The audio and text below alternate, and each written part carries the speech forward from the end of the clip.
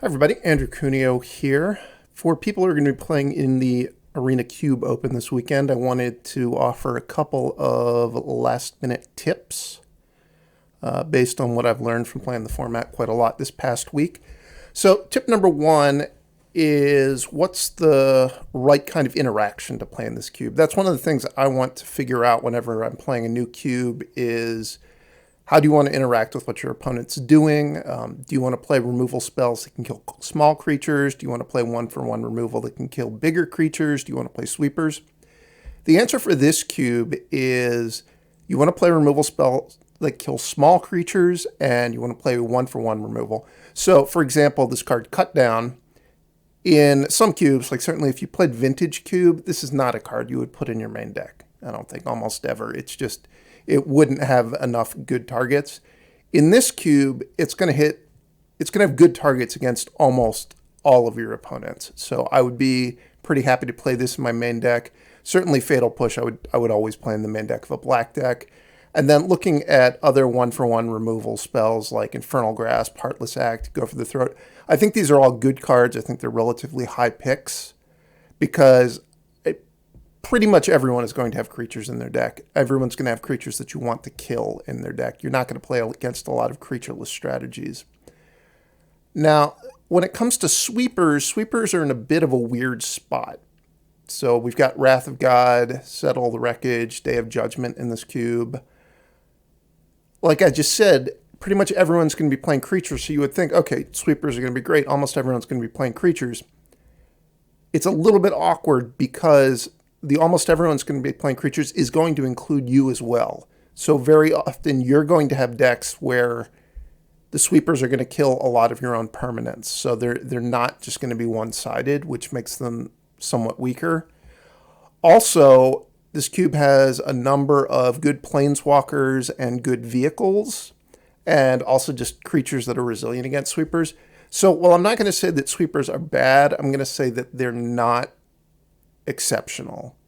And certainly you should not pick, Wrath of God, pack one, pick one. I'm just going to pick Wrath of God, and I'm going to assume I'm just not going to put any creatures in my deck. That's not the way this cube works. It's very hard to craft a winning game plan where you just don't play any creatures. All right, point number two is you should pretty much be expecting to play two colors almost all the time. So when I say playing two colors, I don't mean two colors in a splash, and I am including, playing heavy one color with a splash. So not literal monocolored, not two colors in a splash, certainly not like 4 or 5 colors. And there's a couple of reasons for that. Mono white and mono red are both very good decks if you can get them. I just don't think you can reliably expect to get them. So even though you might, go through the first pack and a half thinking, okay, I've got a ton of red cards, I'm going to try to be mono red, you need to have a fallback plan of maybe I don't quite get there with mono red, or same thing with mono white. I don't really think you should try to do mono black, mono blue, or mono green basically at all. I just don't think there's enough payoffs. Now, in terms of splashing, this is something that's true in almost all draft formats. People splash too much. If you go to 17 lands data and you look at the win rates of two-color decks versus two-color decks with a splash, two-color decks with a splash, it's almost always worse. And I believe that's the case with this cube. And then when you get up to like 4 and 5 color decks, they're just worse than two-color decks pretty much. So that's not to say you should literally never splash, but you should realize that you should only be splashing in spots where the draft is not going well for you, and you're also getting access to the ability to splash at a relatively low cost. So what does that mean? In a normal deck in this cube, I want to play exactly 2 colors, and I want to have 3 or 4 dual lands that for my 2-color pair. So if I'm red-white, I might have 2 of these lands, and then there's also Fable Passage, there's the Triomes, there's Forsaken Crossroads. So it's not just literally these 4, but I'm going to be looking at some of the other dual lands as well in basically any color pair. I want to have 3 or 4 dual lands, And then I also am probably going to have one or two utility lands that are just the on-color lands in like a Den of the Bugbear or a Takenuma, a land like that. So I'm expecting to use, 5 or 6 picks on lands. If you're in a situation where you're going to play 2 colors plus a splash, I think you need to be looking at I'm going to spend 6 to 8 picks on lands. And if you get to do that at a low cost, it's okay. But, you need to get that number of lands at a relatively low cost and also get the right cards to splash. It just doesn't happen all that often. So I think you really shouldn't be expecting to do it. Then when we talk about mono white and mono red, I did want to say that I think that drafting Boros is fine. If you watched LSV's Limited Resources, he says you really shouldn't play Boros, and I don't agree with that at all. I think that it's fine to go into Boros if you're going for mono white and mono red and you feel like you're going to come up a little bit short. If you're in a spot where that's going to happen, there's a couple of things you need to do. First of all, you want to get some of these dual lands. You've got 4 white-red dual lands here that all come into play untapped at least some of the time. I mean, Sacred Foundry and Sunbaked Canyon will always come into play untapped.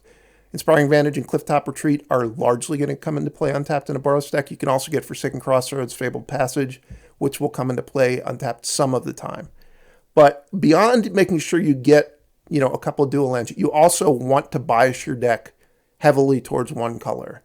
So you want to expect to play 1-drops in only one of the 2 colors. So either, white 1-drops and I'm splashing a few red cards, red 1-drops, I'm splashing a few white cards. By being open to do that, you do get a number of payoffs. I mean, first of all, you potentially are going to get to splash really good cards in your splash color. Don't splash for bad cards, obviously. But, if you're a white deck and you get access to Fable the Mirror Breaker, if you're a red deck, you get access to Swords to Plowshares, that's great. You can also get access to some pretty strong gold cards, like Showdown of the Scalds, obviously excellent in an aggressive Boros deck. Lorehold Command, not a high pick, but also I think a card you're going to be pretty happy to play if you're an aggressive Boros deck. This guy, Older Ravenguard, is actually pretty good. I would happily put him in my white-red deck generally. Rip Apart, it's a little bit different because Rip Apart's kind of a card you really want to be able to play on turn 2. And if your mana's not going to make that easy, it might not be a card you would splash. But, if your mana's good enough, it's another card you're happy to include. So I would say, certainly if you can get mono white or mono red, it's good, but you need to have a fallback plan that you're going to play a 2-color aggro deck, and that's going to include Boros. And definitely don't be looking to splash a 3rd color if you can avoid it. Third point.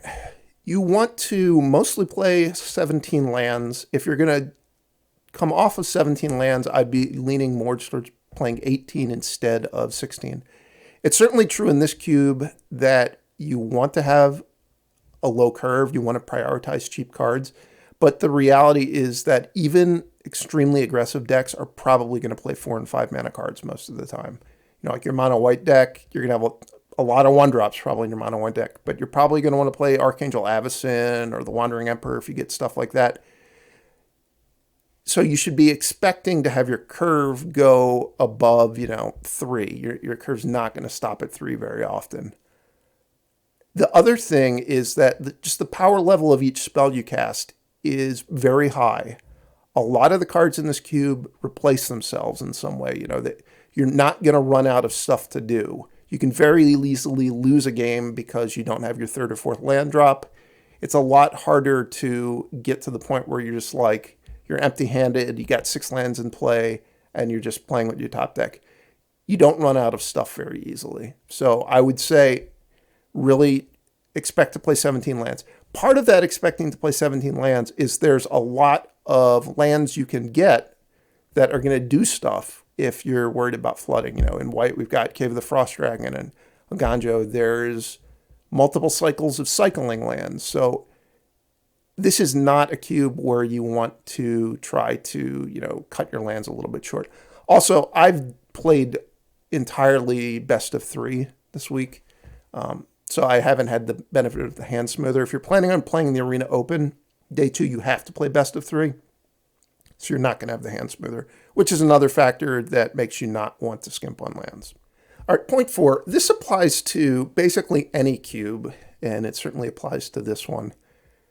You need to figure out what are the bad cards, and you just don't want to put them in your deck. If you're drafting a normal booster draft format, and you get some reps, you're going to learn, okay, some of these cards are just bad. You should never play them. If you look at a cube, all of the cards in the cube are cards that people have, picked to put in the cube because they think people might want to play them. At some point in some format, it's been a card that people are excited about, so we're going to bring it back in cube. In an ideal world, the cube would be perfectly balanced, so all of the cards would have uses in some scenarios, and there wouldn't be any unplayables. We're not in that ideal world. I mean, that's not really a realistic standard to set. So you want to look at, what are the really bad cards that I should just never, ever have in my deck? And honestly, I mean, you should probably never pick them, just because if you don't pick them, other people are going to pick them and put them in their deck, and you might get to play against them. So just if we go through blue, I think blue's probably the weakest color. It's in part because it's not very deep, because it has so many bad cards you should just never play with. Like Pteramander, Siren Stormtamer, never ever put those in your deck. They're just absolutely awful. Kind of the common theme for all of the awful cards that you should never put in your deck is they're low impact when they're in play, they don't generate card advantage, or they're just extremely clunky and slow, because the power level of this cube is pretty high. You shouldn't have low impact cards that, don't threaten your opponent at all. And you shouldn't be playing clunky cards that need a whole lot to go right before they do anything for you. Pteramander and Siren Stormtamer are just super duper low impact. Especially blue is not a very aggressive color in this cube. Having a 1/1 flyer pecking away at your opponent doesn't do anything. These are just both wastes of cards. Plain and simple. This guy Jakob Hauken, pretty terrible. Probably better than Pteramander, but still awful. There are some hints at supporting a reanimation deck in this cube, which I think is a pretty bad strategy. This guy doesn't even work in the reanimation deck. This is just a bad card.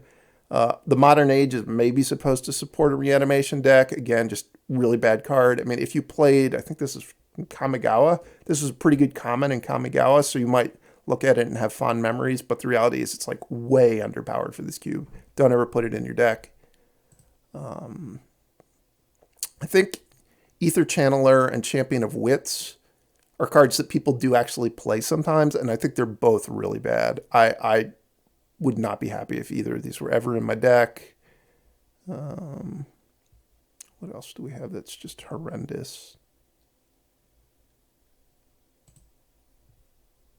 This Alrund, pretty horrible. I would never play with that. I think Baral's Expertise is pretty bad. If it was a different color, it might be better, but it's just pretty bad. I think Frost Titan's pretty bad. I would probably try never to play it. You should be able to easily get a better 6-drop than this. Those are the ones that really stand out as being terrible in blue. But every color has some amount of cards that are like that. Black actually has fewer than most of the other colors. I think black is pretty deep. It doesn't have that many super standout cards, but it doesn't have that many absolute zeros. I think Grey Merchant of Asphodel is a 0. Don't ever play with that. It's just way underpowered. For the cube, I think Toxrill is also really bad. You should, if you're going to be putting a 7-drop in your deck, you should find a better 7-drop than this. It just is, it's pretty awful. But that's basically the kind of cards that you should be looking for. Just cards that are if they seem inefficient relative to the good cards in the cube, just don't play with them. There's, this cube's pretty good in terms of there's not that high a percentage of cards I think you should never play with, but there's probably 5 or 10% that you just shouldn't put in your deck under any circumstances. All right, last point. I know a lot of people do not like alchemy, and they probably don't know what all the alchemy cards in the cube do. You're at a really big disadvantage if you're not trying the alchemy cards, if you're not reading them, and if you're not trying to identify which ones are good. I think for the most part, they're all between decent and very good. The one exception is there's a green fight spell from Alchemy that I think is pretty bad. But for example, this card, Sune's Intervention, my experience is it goes pretty late. It's actually just a very good card. You don't necessarily always want more 6-mana cards in your white deck, but if you're willing to play 6-drops in your white deck, this is an extremely good one. I would say this card is better than the Eternal Wanderer. It's in some ways, I think of it as kind of like the white Sublime Epiphany. It is a very good card. Agent of Rafine, just a very solid card. And then that's another one that I think goes too late. Where is it? Sigardian Evangel. So this is, at one point I looked on 17 Lands, and this was actually the highest win rate white card, I think.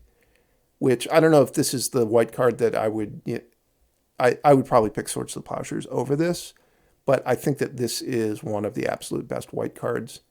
An important thing to note with this card is it has a lot of combos if you can play creatures out of your graveyard.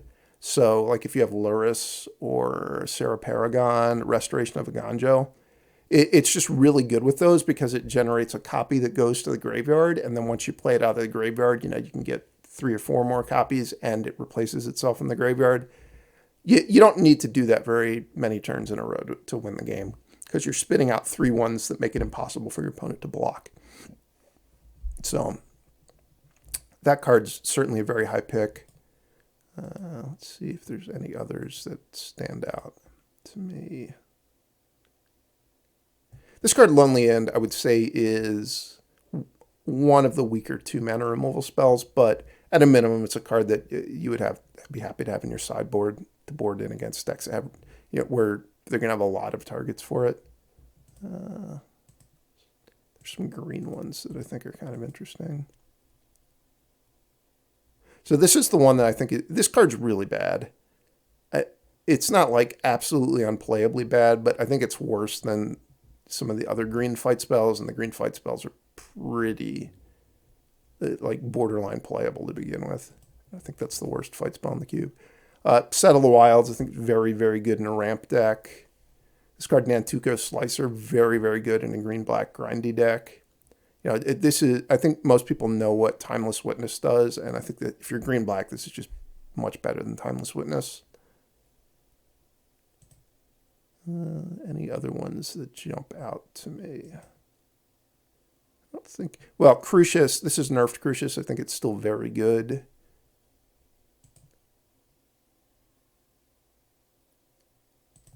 I think those are... Oh, like I said earlier, I think this older Raven Guard card is actually pretty good. It goes in a pretty narrow deck, but I think it's a like above average 3-drop in Boros.